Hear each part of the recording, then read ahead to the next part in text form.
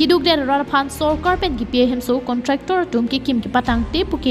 lam ki mi kalilo lapua lam ki lam phongang bong sitami hemso kepatangte ajok contractor tum phan ki nep kang nang ponang thekamasi ki thek long avila lason thot si socheng constituency angkang chin thong block ke paru umchera ahavar long ki ongdu sorkar pen kiduk der rar phan hemso ki pipondo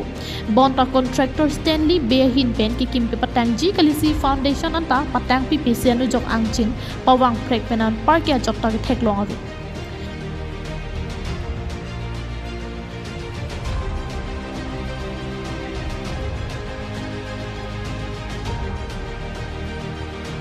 hemso ki kim pon thek long sita ita mati brick ki thipsi ki pia jok cement ki jum je ong amat rv ki jang ata asang ki champlanan ki lapen arpong parpong chipta methang atta pami rai un polote ko ansa hemgi kim kithirpo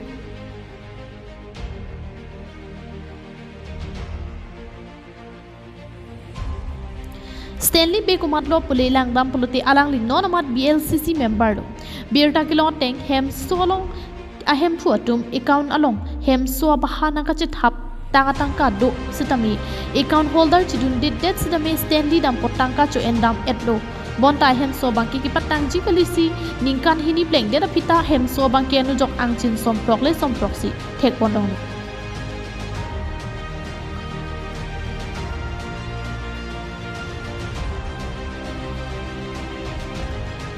hemso kilongdun ahem phuatum contractor Stanley beaphan udam lote socheng MAC Headsing Rongphar si nang patang long lidet pusi nang ki thandun pusi ningje pondrenti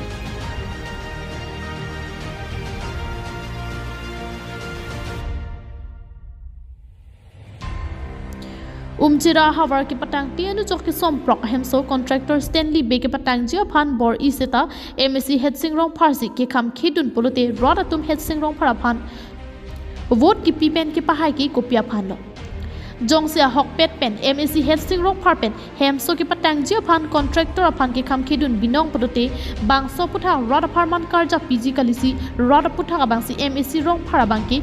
thur rong lo lapen jongsi contractor Stanley behin pen rod atangka ki chopen joknangji aphan chopsi MAC Headsing Rongphar aphan akoi kevan thap polote lapusona contractor aphan abangki asona tengpen kangsai kenangso ajad ni pusitame contractor atum hemso tangka kichopa ik therapy sitame kiduk der rod atum abangki hemso ki dolong jikalisi anujok somprok pen kapre ke chethek long le det